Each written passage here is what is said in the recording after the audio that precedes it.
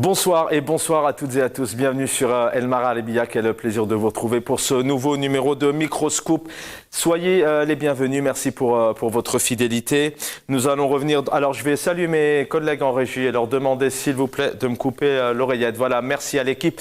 Soyez les bienvenus. J'espère que vous avez passé donc un bon mardi. Tant bien que mal, on va dans quelques instants revenir sur l'actualité en Algérie. Mais nous allons parler de football. Quelques secondes tout de même. Le football, le sport fédérateur de plusieurs valeurs qui réunit aussi les peuples, on le voit bien, entre tous ces supporters après 120 minutes de bataille. Donc le Maroc, une grande première pour le Maroc d'abord, mais pour le Maghreb en général, c'est la première fois qu'une équipe, on est encore tout ému, tout souriant que l'équipe, une équipe du Maghreb, en l'occurrence là, c'est le Maroc. Félicitations aux entraîneurs, au peuple marocain, cette grande équipe. On va voir ici, donc ça s'est terminé au tir au but, je vous le disais, après 120 minutes de bataille pour les deux équipes, tir au but, et c'est Achraf. On va regarder ces images. Achraf Hakimi qui offre la victoire au Maroc.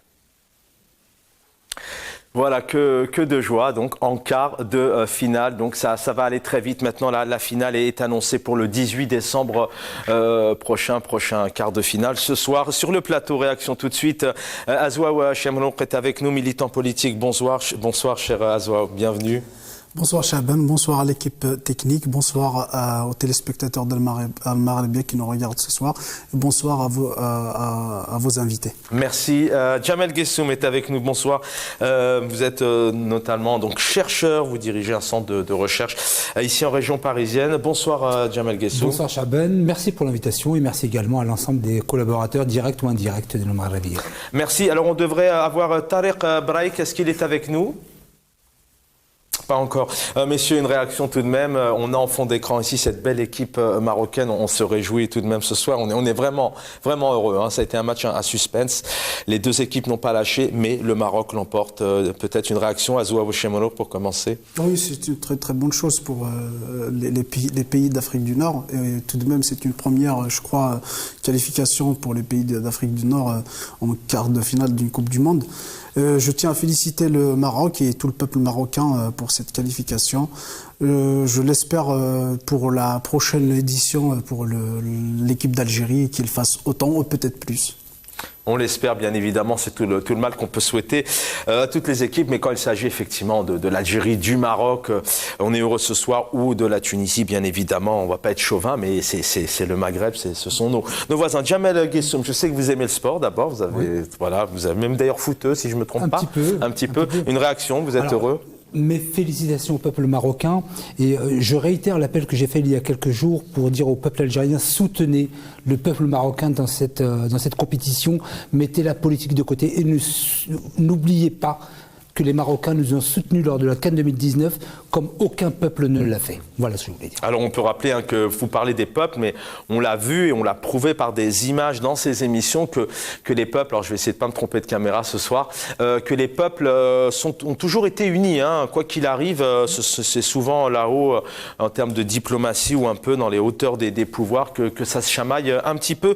Il est avec nous Tariq Braïk. Bonsoir Tariq Braïk, étudiant à l'université de Tizi Ouzou. On va parler d'actualité ce soir, mais je pense que vous avez suivi le match, une réaction.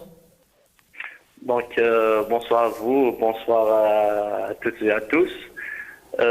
Tout d'abord, je tiens à féliciter nos voisins marocains pour la qualification en quart de finale. Nous sommes, en tant qu'Algériens, nous sommes tous contents pour cette victoire et cette qualification.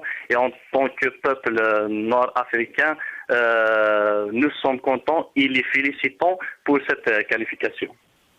Mais merci infiniment. Voilà, on pourrait y passer toute l'émission, mais voilà, il était important tout de même de revenir sur cette très très belle victoire. On est vraiment fiers pour cette belle équipe et ce magnifique pays qui est le Maroc. On leur souhaite bien évidemment une bonne continuité. On va suivre cette équipe de près ici sur El Maralebia, bien évidemment.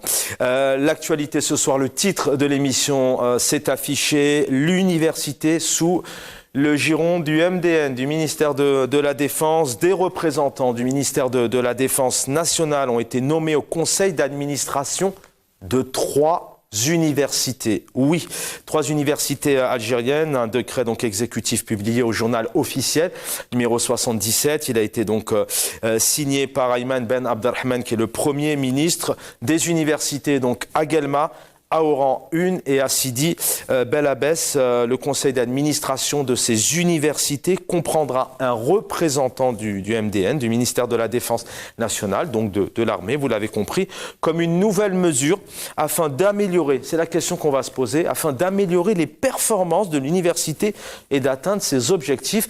Quand on sait aujourd'hui, notamment dans le cadre de rentrée scolaire, où les universités, les écoles, les collèges et lycées demandent des moyens, demandent notamment des professeurs, du matériel, de la haute technologie, est-ce que réellement c'est la présence de l'armée, du MDN qui permettra donc de faire grandir et d'avoir de meilleures performances dans les universités en Algérie? Pour l'instant, il n'en s'agit que de 3, mais on se posera la question ce soir, est-ce qu'à un moment donné, toutes les universités en Algérie ne seront pas dotées d'un représentant de l'armée au sein donc de son établissement? Voilà un peu ce qu'on peut dire ce soir. Plusieurs questions se posent. Pourquoi une présence de l'armée depuis plusieurs décennies? Même si c'est une question de fond, on va essayer d'apporter des éléments de réponse avec nos invités. L'armée donc prend-elle une place de plus en plus, souvent à la télé? Un chef d'état-major aussi qui reçoit dans le cadre de rendez-vous diplomatiques. L'armée à l'école, on l'a vu le 21 septembre dernier. L'armée lors d'une coupe de Cannes, notamment avec le chef d'état-major, M. Saïd Chengri, qui se voit remettre la coupe, une armée près des imams, une armée dans les hôpitaux, une armée dans les universités, une armée parfois tout simplement à inaugurer une simple infrastructure, par exemple, on l'a vu dernièrement dans le cadre d'équipements aquatiques. Donc toutes ces questions, on va les poser avec à nos invités ce soir. Messieurs, peut-être une première réaction. Ça sera certainement la thématique demain soir, mais je voulais vraiment vous faire réagir très rapidement sur ces annonces qu'on peut retrouver au sein de l'APN. Le président de la République, Abdelmadjid Tebboune, donc, a affirmé hier à Alger être, je cite, pleinement conscient des aspirations du peuple algérien, une véritable justice, vous allez réagir là-dessus, à la prospérité et au développement dans une Algérie nouvelle respectée. Voilà ce que dit le président. Il y a 3 ans, le 19 décembre 2019, j'ai été décoré au sein de cet édifice, donc au sein du Conseil, et de cette même de la plus haute distinction lors de mon investiture officielle en tant que président élu, dit-il, de la République algérienne démocratique et populaire. Une responsabilité que j'assume en toute loyauté. Et on peut ajouter à ça aussi que plus de 80%, c'est l'édito qu'on peut retrouver au sein de l'APS, en parlant du président Tebboune, plus de 80% des 50 engagements du président ont été ainsi consacré. Le pays a franchi des étapes importantes et avance à pas ferme vers le summum. Sa place méritée et naturelle. Et on nous dit aussi que l'Algérie nouvelle, sous la conduite du président Tebboune, une expérience pionnière de démocratie. Voilà un peu rapidement, en 2 minutes chacun, tous les 3, peut-être une réaction. On a vraiment ici un bilan plus que positif. Justice, démocratie. On est vraiment dans un pays qui se porte de mieux en mieux. Azouaou Chemlouk, vous êtes militant, hirakiste, vous militez, vous luttez pour un changement de système. Quand vous entendez ça, vous êtes fier de ces 3 années au pouvoir du président? Pas du tout. D'abord, je tiens à le réitérer, je ne le reconnais pas, notamment avec le forcing qu'il a opéré le 12-12-2019. Et puis, avec ce manque de légitimité, en rajoutant la répression politique, la répression des militants, la fermeture du champ politique, du champ associatif et la dérive totalitaire dans laquelle se verse l'Algérie actuellement. Et on a des centaines et des centaines d'exemples, de contre-exemples pour contredire ce discours pompeux et à l'accoutumée du pouvoir.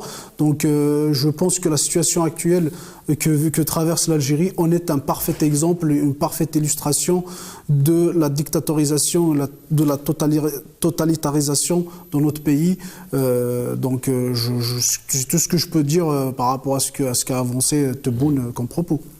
Jamel Guessoum, d'ailleurs vous êtes sur le terrain aussi à votre niveau depuis plusieurs années, homme aussi engagé en politique. C'est très rare, 3 ans après un mandat, pour qu'un président puisse affirmer que plus de 80% des 54 engagements, c'est énorme, hein, sachant qu'en général, les présidents, quels que soient les États, ont beaucoup de mal à aller jusqu'au bout de leur mandat et de leurs promesses et de leurs engagements. Qu'est-ce que ça vous évoque, ces analyses? Est-ce qu'ici, c'est une réalité, le peuple a de quoi se réjouir? Ou est-ce que c'est l'hôpital qui se moque de la charité? On se moque du peuple qui, lui, est dans des situations souvent difficiles. Alors moi, ce que j'aimerais dire, parce qu'il est parfois nécessaire de recontextualiser les événements à travers Alors, le 3 temps, minutes là-dessus. Bien sûr. Alors 2020-2021 furent des années blanches pour l'ensemble des espaces politiques, économiques et sociaux à travers la planète. De ce point de vue, lorsque l'on dit 3 ans, il faut dans quel cadre de la Covid, par exemple? Bien sûr, la Terre entière a été arrêtée pendant 2 années pleines. Donc il y a eu 2 années blanches. Donc on ne peut pas dire que le président Tebboune, après 3 ans de présidence, de mon point de vue et d'un point de vue factuel, je considère mathématiquement, je dirais, une présidence depuis fin 2021, début 2022, puisque la Terre entière était arrêtée à tout point de vue. Ça, c'est la première des choses. Sur la seconde des choses, je vais essayer très rapidement de traverser les thèmes et sous-thèmes que vous avez évoqués. Et en l'occurrence, je ne sais pas si je peux aborder la question de l'université. Alors, on y vient. Moi, je voulais juste vraiment, en tout cas, s'il vous plaît, vous faire réagir rapidement pour la démocratie, sur parce que ces vous avez annonces-là. évoqué la question de la démocratie. Et de moi, justice je dirais, aussi. de justice. Moi, ce que j'ai envie de dire, c'est qu'il y a une transposition de la démocratie. On ne peut pas avoir une lecture de la démocratie telle qu'on l'entend ici en France sans la transposer à la culture populaire algérienne, qui est d'une culture différente, et on doit transposer la démocratie de ce point de vue-là. C'est exactement ce que je pense. Je ne suis pas du tout, c'est-à-dire Très bien. pourquoi il y aurait une C'est-à-dire démocratie en si, Algérie vous savez, si qui ne vous serait amenez pas la la même. démocratie française dans un pays en Afrique, quel qu'il soit, en Afrique du Nord, au centre ou au sud, et que vous appliquez cette même démocratie, je pense que ça ne fonctionne pas, parce que notre culture nous appelle à une démocratie locale, celle qui est la nôtre. Bah écoutez, ça demanderait beaucoup plus d'explications. Je ne suis pas trop. En tout cas, vous parlez de ces 2 années de Covid, mais on aurait aimé aussi voir une Algérie, un pouvoir algérien, un ministre de la Santé se préparer, parce que pendant 2 ans, il n'y a pas eu de préparation. Et quand il y a eu cette 3e vague, on voyait encore 2 ans après, malheureusement, des Algériens, notamment. Alors c'est une réalité, hein, c'est pas une analyse personnelle, c'est une réalité où on a eu tout de même un pays, oui, mais qui pouvait pendant ces 2 années se préparer. D'autres pays, c'est vrai qu'il y avait eu peut-être une pause économique, certes, mais dans d'autres aspects, dans d'autres aspects, il y a tout de même eu un travail qui a été mené, notamment autour de la santé, de l'accompagnement des personnes âgées, etc., etc. Mais ça demande à être approfondi, cette démocratie différente de celle d'autres États. Notre invité Tariq Braïk, pareil, peut-être une réaction rapidement sur ces annonces de l'APS. On nous parle donc de démocratie, 84%, un président qui est vraiment là depuis 3 ans et qui fait un boulot remarquable pour le peuple algérien. Vous le vivez, vous le ressentez, vous êtes en Algérie. Pour qu'on parle de réalisation, ou bien de l'accomplissement du devoir par un président, ou bien par un responsable politique, c'est tout d'abord, il faut écouter aussi la rue, il faut écouter le peuple, ce qu'il demande. Donc, je pense depuis le 22 février 2019, le peuple est sorti pour revendiquer un changement de régime, un changement de système, et la seule chose dont ce peuple peut se réjouir, que ce soit aujourd'hui ou bien demain, c'est une effective transition démocratique qui va déboucher sur un véritable état de droit démocratique où le peuple aura la chance pour la première fois et aura disons, la chance pour élire démocratiquement ces institutions. Merci, merci cher Tariq. Restez donc avec nous. On entre maintenant dans la thématique du soir, mais on y revient tous les soirs. On diffusait encore il y a quelques jours des images à Bougie, notamment, où il y avait cette chaîne pour des pochettes de lait en 2022. C'est pour ça qu'on se pose toujours ces questions où on a aussi notamment une APS qui est toujours dans un sens. On a très peu lu, notamment aussi des critiques négatives ou des manquements, ça peut arriver et ça arrive souvent. Messieurs, Azouaf Chemlouk, d'abord peut-être d'un point de vue général, vous êtes tout jeune, vous avez aussi votre avis. Pourquoi est-ce que en Algérie, c'est depuis maintenant des décennies, on a tout de même une présence de l'armée qu'on ne retrouve pas ailleurs. C'est dû à un pays qui a une histoire particulière, c'est aussi un pays qui ne peut pas fonctionner sans son armée. C'est un pays aujourd'hui qui est dirigé par son armée, où je le disais il y a quelques jours, cette relation étroite entre le pouvoir et le politique, elle est indispensable pour faire évoluer le pays, ou alors c'est qu'il n'y a pas de politique dans cet État. Avant de répondre à votre question, permettez-moi d'apporter une petite réplique par rapport à ce que disait. Bon, je voulais pas l'interrompre tout à l'heure, bon, par respect, c'est-à-dire à la parole de tout un chacun. J'ai cru comprendre que vous êtes quelqu'un qui défend peut-être le pouvoir, et c'est respectable comme position, il n'y a pas de problème.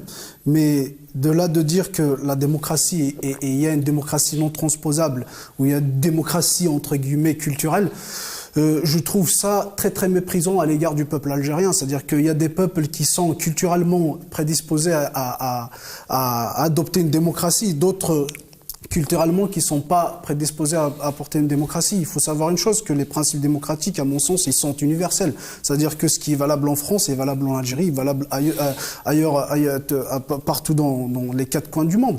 Donc, les principes démocratiques, je pense que le bon sens et la rationalité humaine et nous guident justement vers ces principes démocratiques qui sont universels. Le sentiment de justice, je pense qu'il est universel. Le sentiment des libertés, ils sont universels.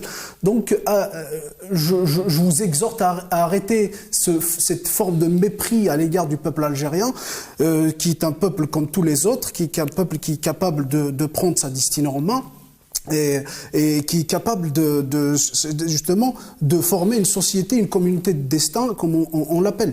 Maintenant... Alors, vraiment, s'il vous plaît, Jamal Gessoum, j'ai vu que vous aviez pris des notes. Il est 19h22. Je voudrais vraiment tout de même qu'on évoque la thématique ce soir, puisqu'elle est vraiment très, très importante. L'armée dans les universités. Vous avez pris des notes vraiment en 2 petites minutes. Est-ce que vous souhaitiez réagir rapidement? Je voudrais vraiment qu'on passe à la thématique de ce soir, même si ça, c'est très important. Bien sûr. Alors, monsieur, vous avez indiqué que j'étais, en l'occurrence, un soutien du régime, comme vous pourriez le dire. C'est votre discours. Vous l'avez projeté. Vous l'avez projeté. C'est votre discours. Vous l'avez projeté. Ensuite, vous parlez de... Je vous exhorte à arrêter le mépris du peuple. Vous ne m'exhortez à rien, monsieur. J'ai mon avis, c'est-à-dire que si l'espace démocratique ne vous permet pas d'entendre l'autre dans sa différence et dans la compréhension qu'il peut en avoir, vous avez de fait une analyse de la démocratie qui me paraît quelque peu à la marge de ce que vous appelez, vous, des principes universels. Donc, soyez en mesure d'entendre les autres, de les laisser s'exprimer et ensuite d'avoir une analyse et pas un jugement. C'est ce qu'on appelle en rhétorique, voilà, mais pas un jugement. C'est ce qu'on appelle les attaques personnelles. Mais pas un jugement. Allez-y au sujet. Allez-y au sujet. Mais pas un jugement, monsieur. Allez-y au sujet. Allez-y au principe universel. Allez-y au principe universel. Qu'on décortique les principes universels. Dites ce que vous avez à dire. Vous ne me commandez à rien, monsieur. Dites ce que vous avez à dire. Peut-être une réaction sur le contenu ou... Quel contenu? Très bien. Alors, je voudrais vraiment qu'on revienne sur voilà, cette armée. Aujourd'hui, depuis plusieurs décennies, on a tout de même une armée qui est très présente en Algérie. Est-ce que c'est indispensable? Est-ce que c'est de fait? Est-ce que c'est un panier de crabes? Et puis le politique, Abdelmadjid Tebboune, président de la République, n'a plus sa place. Les doyens des universités n'ont pas leur rôle et n'ont pas la capacité de faire leur travail, parce qu'on parle aussi là d'améliorer des performances.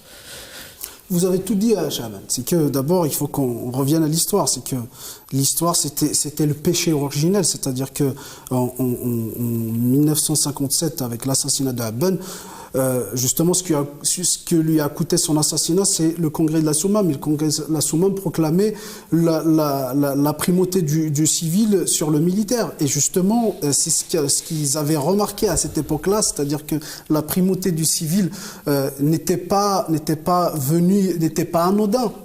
quand il a été proclamé, stipulé dans le congrès de la Soumam. Après, en 62, il y a une doctrine qui a gouverné en Algérie, c'est cette doctrine que le militaire prime sur le civil. Et c'est-à-dire que la colonne vertébrale, comme l'ont indiqué plusieurs politiques, si on peut les appeler politiques, c'est l'armée, et puis les institutions de l'État viennent autour de cette armée. Alors que nous, on appelle à un État où la volonté du peuple et ces institutions qui émanent de la volonté du peuple, c'est-à-dire l'article 8 de la Constitution, si on peut parler constitutionnellement, c'est-à-dire que le peuple se donne des institutions, et ces institutions, c'est-à-dire qui représentent la volonté du peuple, et l'armée n'est qu'une institution parmi d'autres, n'est qu'un organe parmi d'autres qui est sous l'égide d'un civil, sous l'égide de l'autorité politique, parce que l'autorité politique,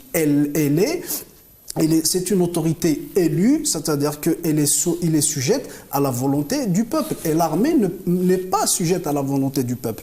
Donc, comme institution, elle est sujette à la volonté du politique, mais indirectement, elle doit être sujette à la volonté du peuple. Donc, historiquement, c'est qu'il y a cette doctrine qui dit que l'État algérien s'est édifié autour de l'armée, la colonne vertébrale, et puis les institutions viennent autour, les institutions, si on peut dire, la vitrine civile, viennent autour.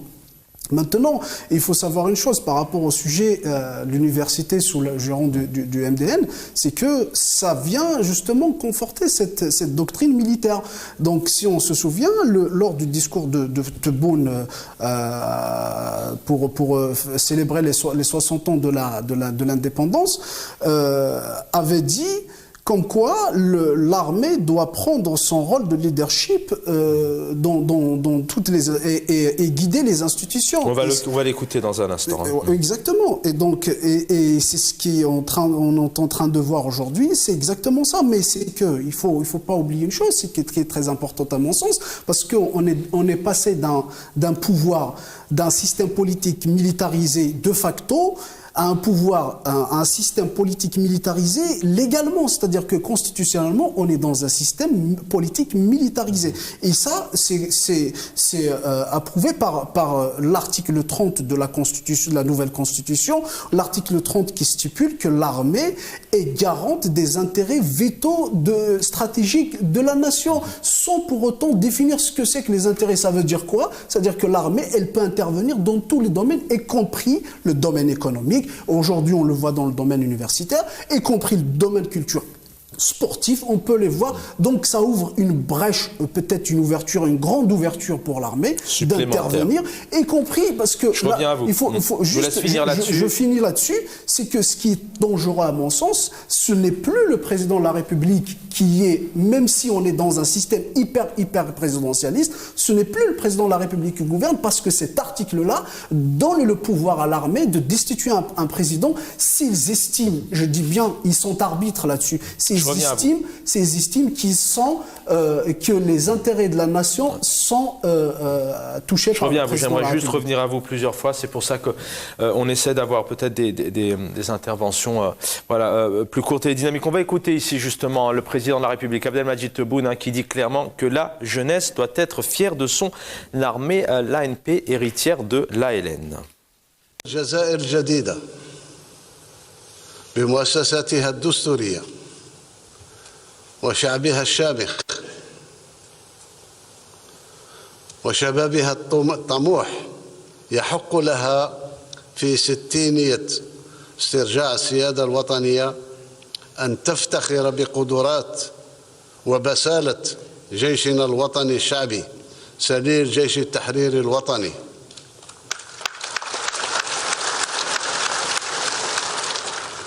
كما يحق لها أن تفتخر بشبابها الذي يبرهن يوما بعد يوم ويوميا من خلال انتصاراته المدوية جهويا وقاريا وعالميا إنه جيل الانتصارات والذكاء والابتكارات. Voilà, on a écouté ici le président de la République. Tariq Braïk est avec nous, étudiant à l'université de Tizi Ouzou. Vous êtes citoyen algérien, vous êtes universitaire, vous êtes tout jeune. Bon, d'abord, un mot sur cette présence de l'armée en Algérie. Comment vous la vivez? Est-ce qu'on en a besoin? Est-ce que l'Algérie en a besoin pour travailler, pour avancer, pour que le président de la République, comme il le dit clairement, pour notamment faire aboutir ses engagements. Et puis un mot aussi sur ce ministère de la Défense. On imagine un conseil d'administration avec un représentant du ministère de la Défense. J'imagine un peu la panique, la timidité, la restriction peut-être, la crainte ou la peur aussi des membres du conseil d'administration pour dire clairement leur avis, pour dire les choses, pour parler vraiment avec leur cœur et leur âme. C'est pas facile de s'exprimer quand on a un haut responsable, notamment du MDN. Tout d'abord, je voudrais commencer par le discours que vous avez, le discours du chef de l'État. Donc, quand qu'il s'adresse à la jeunesse, que nous, en tant que jeunes, nous devrions être fiers de l'armée et tout. Bien sûr, nous n'avons aucun doute sur ça. Nous sommes fiers de notre armée. Nous sommes fiers de la guerre de libération de 1954-1962 que nos aînés ont menée afin que nous libèrent des jougs coloniaux. Et nous sommes fiers de ce que l'armée a accompli depuis 1962 jusqu'ici pour préserver et pour lutter contre toutes les menaces extérieures. D'ailleurs, pour ma part, je suis un des rares étudiants qui n'a jamais fait de démarche pour le visa d'études et j'ai choisi de vivre en Algérie, de lutter en Algérie et de donner ce que je peux pour mon pays, car épris de nationalisme et de patriotisme, je n'ai pas de leçons à recevoir sur ça. Toutefois, si on voit ces nouvelles résolutions à propos des conseils d'administration dans toutes les universités, ou bien dans les 3 universités actuellement, selon les communications de la presse, je voudrais tout d'abord dire que le conseil d'administration de l'université constitue le socle, si vous voulez, de légitimité à la gouvernance. C'est-à-dire, c'est l'organisation suprême qui gère l'université. Et si aujourd'hui on a décidé de faire intégrer des représentants du ministère de la Défense à l'intérieur de ce dernier, c'est-à-dire le conseil d'administration, dans l'objectif de faire améliorer l'université et son fonctionnement. Bien sûr, je rapporte ce qui a été dit selon les articles que j'ai lus aujourd'hui. Certes, les Algériens épris de nationalisme ne voudraient que voir l'université se réapproprier la place qu'elle a dans les pays qui se veulent développer ou bien les pays développés. N'empêche que, et c'est important, n'empêche que c'est-à-dire l'université en Algérie rencontre plusieurs contraintes et la plus majeure d'entre elles, c'est la démocratisation de l'université. Car la démocratisation de l'enseignement est la principale entrave à la qualité. Car si on veut vraiment améliorer la qualité, il faudrait aller coûte que coûte à la démocratisation de l'université et il faut laisser les universitaires, c'est-à-dire les enseignants et le corps étudiant choisir ses représentants en toute légitimité car il ne reste que au maximum 15 pays de par le monde dont on est en train toujours de nommer les recteurs de l'université, de nommer tous les responsables à l'université. Je voudrais aussi m'expliquer et expliquer aux gens que le conseil d'administration de l'université, qui se veut moderne, bien qui est moderne, est gouverné par le recteur, ou bien trusté, comme on l'appelle aux États-Unis et au Canada, et on l'appelle aussi le Sénat en Australie. Donc le recteur est élu par le conseil d'administration ou bien par le corps enseignant et étudiant dans des universités qui se respectent. Mais aussi, il peut être aussi recruté par contrat au niveau international, ce qui est le cas d'exception pour l'Australie. Aujourd'hui, chez nous en Algérie, on est toujours en train de nommer les recteurs, de nommer les doyens, de nommer les chefs de département. C'est ce qui entrave le développement et l'amélioration des compétences des universitaires et des étudiants. Surtout, on voit depuis ces 10 dernières années, on a livré des diplômes au rabais. Il y a plus de 700 000 diplômés depuis cette dernière décennie, c'est-à-dire qui ont eu des diplômes au rabais, et ce qui est vraiment dangereux pour notre pays et ce qui est vraiment dangereux pour le futur de l'université algérienne. Merci, je reviens à vous dans un instant. Jamel Guessoum, une réaction maintenant aussi sur ces universités. L'armée, notre invité nous parle de démocratisation aussi de l'enseignement. J'aimerais avoir votre analyse. Et est-ce que là, l'Algérie n'est pas encore une fois en train de vivre aussi une dérive? Est-ce que demain, on ne pourrait pas en Algérie avoir un représentant par université, un représentant de l'armée, dans les lycées, peut-être plusieurs, avoir votre... Écoutez, à l'aune de ce que vient de dire M. Tariq Brak, qui semble tout à fait connaître son sujet, il m'a fait un peu dévier de mon avis de départ. Donc on peut changer. Et donc, oui, je partage son diagnostic, notamment sur la question de la démocratisation au niveau du conseil d'administration et des différentes façons de nommer un recteur. Là, j'ai envie de dire que à la question centrale de savoir ce que la nomination d'une personne du ministère de la Défense au conseil d'administration pourrait apporter, je ne le vois pas. Je ne vois pas, en quelque sorte, un intérêt particulier, sauf si on m'éclaire sur cette question, comme vient de le faire votre invité. Je ne vois Alors, pas je pousse peut-être votre réflexion. Peut-être est-ce qu'on peut voir ça. D'ailleurs, c'est la question que je vais vous poser aussi, cher Tariq Brak, dans un instant. C'est quoi? C'est de l'amélioration en termes de compétences, c'est d'apporter des moyens techniques, c'est d'avoir peut-être une force peut-être de pression aussi pour avoir du bon matériel. Ou est-ce que c'est à un moment donné, il faut être éclairé sur ça. Est-ce que c'est à un moment donné, aussi peut-être pour dominer, savoir ce qui se passe aussi dans les universités? Ce qu'il manque là en termes de communication, c'est si l'État décide de nommer au conseil d'administration une personne du ministère de la Défense, c'est de décliner aussi la plus-value, quel est l'intérêt. Auquel cas, on peut évidemment se poser la question. Alors, on nous dit améliorer les performances de l'université, atteindre ses objectifs. Non, mais ça, c'est imprécis. Je veux dire que ça, c'est très, très généraliste. Non, il faut être hyper précis et nommer quelqu'un au conseil d'administration pour amener du matériel. Bon, si ça se fait culturellement, je ne sais pas. Mais en tout cas, il faut qu'il y ait une plus-value de manière explicitée, de manière très claire. Mais sinon, pour être ça clair, reste... Jamel Guessoum, je sais que vous n'avez pas la langue dans votre poche, oui, et la langue de bois, vous en faites pas souvent. Sincèrement, cette armée, à la rentrée chez les élémentaires, a inauguré des piscines dans les universités. Est-ce que ça, dans le sport, auprès des imams, est-ce qu'à un moment donné, il n'y a pas un message derrière politiquement? Est-ce qu'à un moment donné, on en voit aussi toute la journée à la télé? Est-ce qu'on a un chef d'état-major qui est tout le temps présent, alors que dans certains États, on ne sait même pas qui ils sont? Il n'y a pas quelque chose derrière ça? Bon, je ne pense pas. Vous savez, il faut revenir à la mémoire et l'histoire. Vous savez, chaque pays a sa mémoire et son histoire.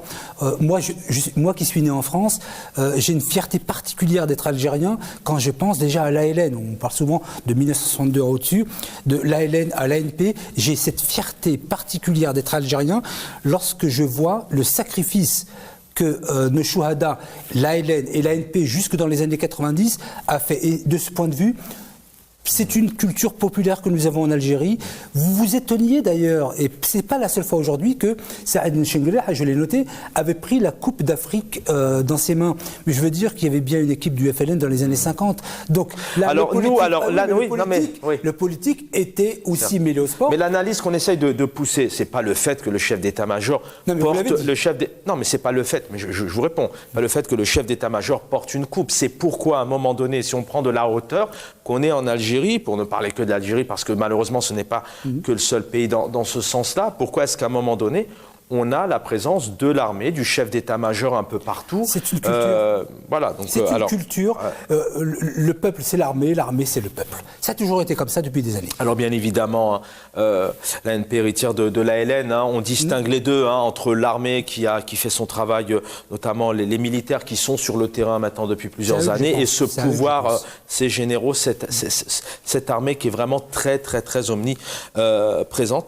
Même question, Azouabou Chamouk, qu'est-ce que ça cache derrière réellement? Est-ce que c'est pour améliorer les compétences? On essaye vraiment de comprendre, de dire aux universitaires, demain, vous allez avoir peut-être un rendez-vous dans un bureau avec le bras droit du chef d'état-major.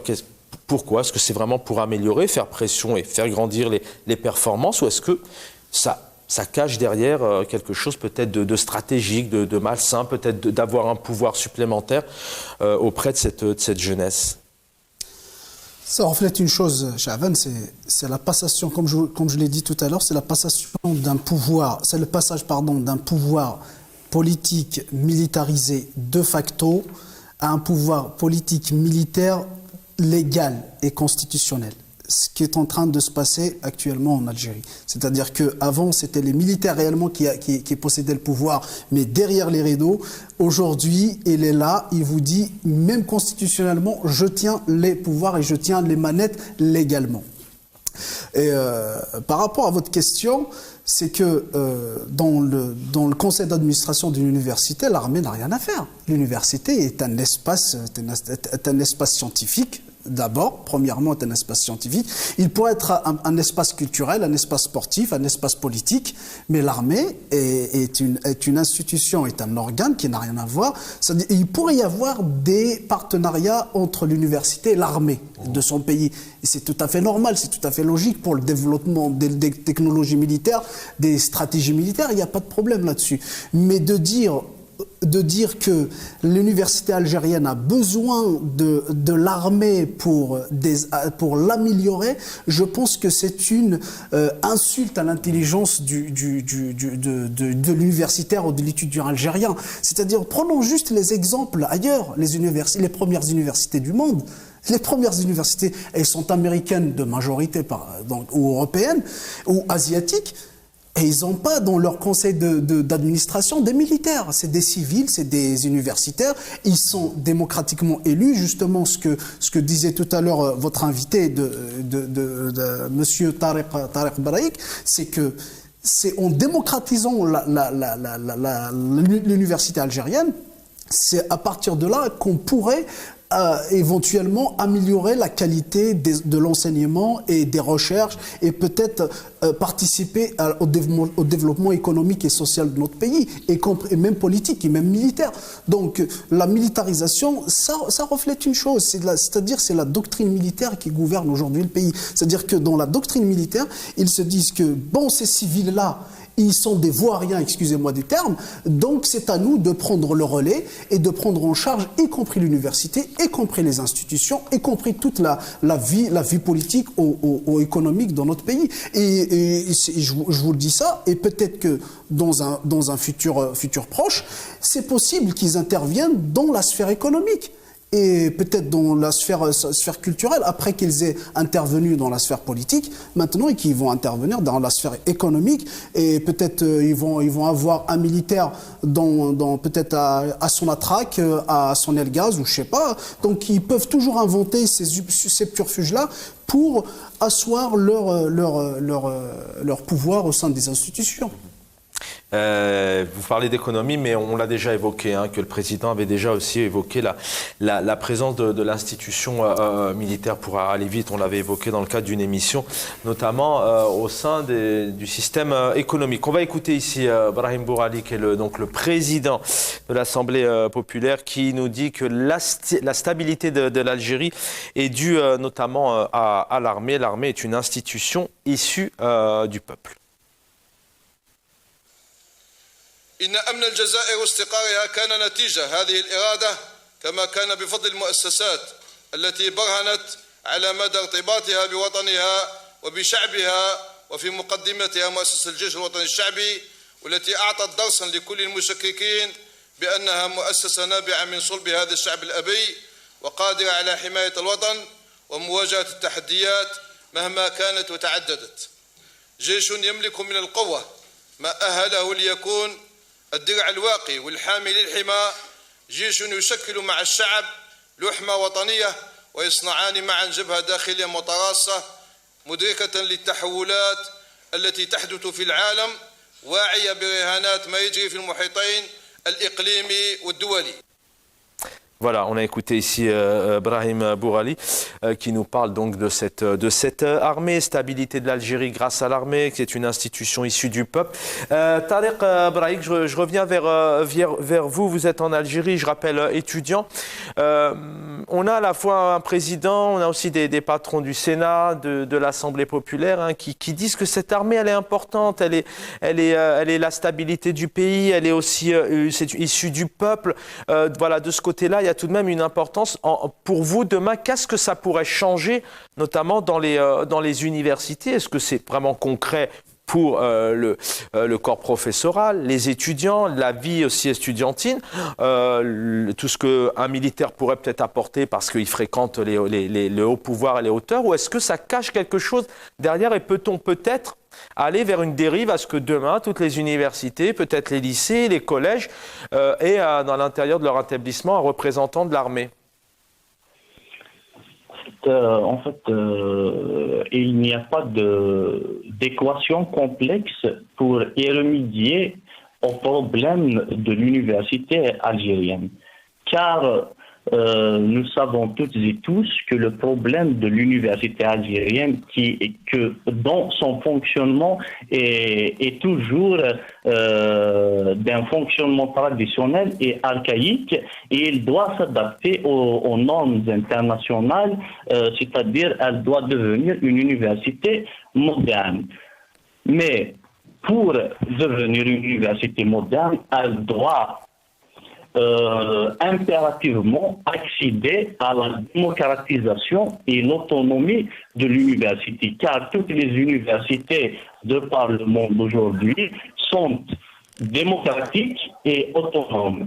Et jouissent d'une totale indépendance. Il faudrait-il qu'on rappelle aux tenants du pouvoir que l'université est une institution indépendante. D'ailleurs, pourquoi les enseignants jouissent de ce qu'on appelle la liberté académique. Donc, même l'université, elle est libre et indépendante, voire démocratique bien sûr, voire autonome. Donc, à partir de là, quand la démocratisation de l'université soit effective, la qualité des enseignements seront améliorées et on aura des étudiants compétents, des étudiants qui deviendront bien sûr des futurs cadres de la nation.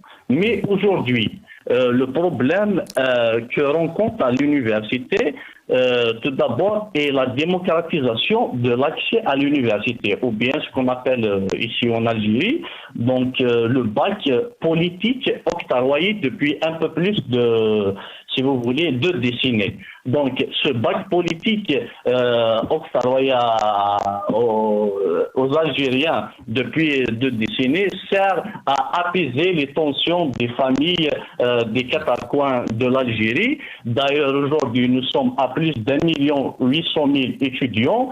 Ce qui est vraiment un nombre important et on n'a pas de place pédagogique pour ce nombre important et aussi il n'y a pas l'offre ou bien la demande qui est compatible à l'offre. Quand on a plus de 600 000 diplômés entre licence et master 2 et on a juste 10 000 à 15 000 postes chaque année, donc c'est pour cela que on peut comprendre que les étudiants algériens ont fait de l'université une salle d'attente pour les démarches de visa d'études, voire un pont entre l'Algérie et la France, ce qui est vraiment dangereux. Désolant. Merci, cher.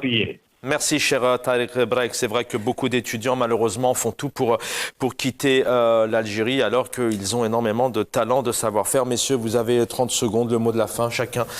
Jamel Guessoum. Oui. En tout cas, s'il y a une voix à écouter dans cette question précise de l'université, ce sont des jeunes comme ce monsieur qui semble connaître ce sujet. Donc, ce serait bien qu'il soit reçu, qu'il donne aussi son avis sur cette question.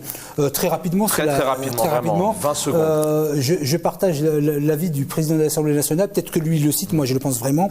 Et je terminerai par là. Tahia Jazair wa tahia Jaysh Watani Shabi. 20 secondes pour vous. Oui, 20 secondes. Ce qui est dangereux, malheureusement, c'est le discours de ce pouvoir qui essaye justement de véhiculer un message comme quoi tous les opposants politiques, tous les résistants politiques, ils sont contre l'armée, alors que nous, on est sortis pour dire Dawla Madaniya Machi Askari, un état civil et non militaire. Ça ne veut pas dire qu'on s'oppose à l'armée. Au contraire, que c'est notre projet qui porte justement, qui protège l'armée des aléas politiques et des conflits politiques au sein de la société, et lisse, c'est-à-dire à son véritable noble rôle c'est-à-dire la protection des frontières et la protection de la nation, malgré toutes les différences politiques et toutes les différences qui peuvent surgir dans la société algérienne. Donc je dis bien que nous, si nous appelons c'est-à-dire à Dawla Madaniya Machi Askaria, c'est-à-dire on ne s'oppose pas à l'armée, contrairement à ce que véhicule ce pouvoir, il veut dire que nous nous opposons à l'armée, alors que c'est des membres de notre famille qui sont dans l'armée, c'est des parents, c'est des amis, c'est des proches qui sont dans l'armée, et nos proches qui sont dans l'armée. Donc l'armée, effectivement, elle est issue du peuple algérien, mais il faut lui donner son rôle qui est républicain. Et je vous remercie pour l'invitation. Merci Azoua Chemrouk, merci Jamel Guessoum et merci Tariq Braik d'avoir été avec nous. Merci l'équipe en régie. Avant de vous retrouver l'édito de Jamaldine Benchinouf, on va bien évidemment revivre ce dernier but de notre ami compatriote, frère marocain et toute son équipe, Achraf Hakimi, puisque voilà, on va revivre ces images. D'ailleurs, pendant que je vous dis au revoir, 120 minutes de bataille pour l'équipe marocaine face à l'Espagne qui s'est donc imposée donc au tir au but, et ça se termine pour une très très bonne nouvelle. Voilà Achraf Hakimi qui donne la victoire au Maroc et qui envoie donc le Maroc en quart de finale. Sachez que c'est la première fois que ça arrive d'avoir un club, une nation issue du Maghreb en quart de finale. On est vraiment très très heureux de ces très belles images. J'aurai le plaisir de vous retrouver demain soir, je l'espère, à 19h. Prenez soin de vous.